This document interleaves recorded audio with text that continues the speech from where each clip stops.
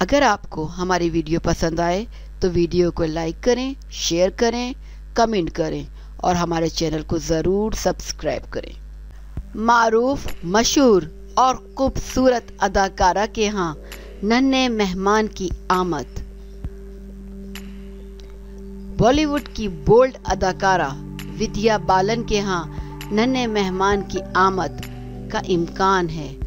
भारतीय film producer Siddharth राय से 2012 में शादी के बंधन में बनने वाली अदाकारा विद्या बालन से शादी के बाद 12 मीडिया की जानिब से इनके मां बनने से मुताल्लिक पूछा गया, जिस पर अदाकारा ने काफी बार तो बात ही करना पसंद नहीं की और बाज़ मर्तबा साफ इनकार किया।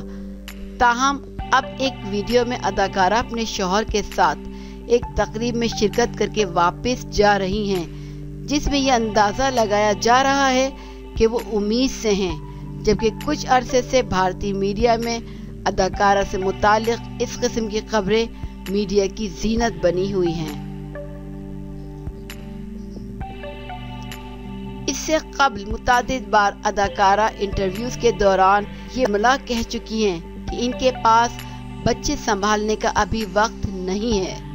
अगर आपको हमारी वीडियो पसंद आए तो वीडियो को लाइक करें, शेयर करें, कमेंट करें और हमारे चैनल को ज़रूर सब्सक्राइब करें।